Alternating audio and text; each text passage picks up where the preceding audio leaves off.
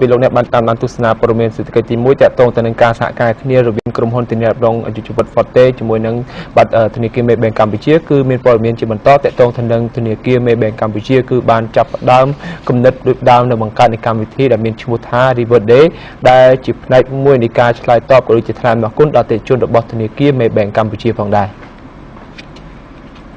លោកលីទៀនពោនាយកប្រតិបត្តិនៅធនាគារ Maybank បានមានប្រសាសន៍ថាព្រឹត្តិការណ៍នេះគឺនឹងត្រូវប្រធ្វើឡើងនៅថ្ងៃទី11និងថ្ងៃទី12ខែតុលាឆ្នាំ2014នេះនៅផ្សារទំនើប Eon ដ៏ពេញនិយមនៅក្នុងរាជធានីភ្នំពេញដែលកម្មវិធីនឹងបើកជាសាធារណៈហើយអតិថិជនទាំងអស់អាចទស្សនានិងស្វែងយល់មើលការផ្សាយផ្ដល់ជូនពិសេសនិងកម្មវិធីកម្សាន្តដែលពោរពេញទៅដោយភាពសប្បាយរីករាយជាច្រើនរយៈពេល2ថ្ងៃជាប់គ្នា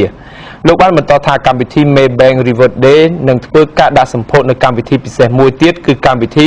One Week Enriching Many Lives ហើយនេះជាប្រភេទកម្មវិធីលើកកម្ពស់បំផុតរបស់ធនាគារ Maybank នៅក្នុងគោលបំណងផ្ដល់ឱកាសជូនអតិថិជននានាដើម្បីប៉ងនៅបំណងប្រាថ្នាជួយដល់សហគមន៍របស់ខ្លួនអតិថិជនយើងគ្រាន់តែធ្វើការប្រាថ្នាមួយដែលផ្ដល់ភាពប្រសើរដល់សហគមន៍ដែលពួកគេគិតថាមានតម្រូវការបំផុតនោះធនាគារ Maybank កម្ពុជានឹងព្យាយាមជួយបំពេញនៅបំណងនេះជូនពួកគាត់លោកបានបន្ថែមទៀតថាកម្មវិធី Maybank River Day ក៏នឹងផ្ដល់ជូនរង្វាន់តបស្នងបន្ថែមទៀតសម្រាប់អតិថិជនជាមួយនឹងកម្មវិធីផ្ដល់ជូនពិសេសចំនួន3បន្ថែមទៀតកម្មវិធីផ្ដល់ជូនពិសេសពីយុទ្ធនាការទេសចរកម្ពុជាបានផ្ដល់នូវឱកាសឈ្នះរង្វាន់វិស្សមការដ៏អស្ចារ្យនៅរមណីយដ្ឋានដ៏ប្រណិតនិងស្នាក់នៅសន្តាគារលំដាប់ផ្កាយថ្នាក់លេខ1ប្រចាំនៅកម្ពុជាជូនដល់អតិថិជនរបស់ខ្លួនផងដែរ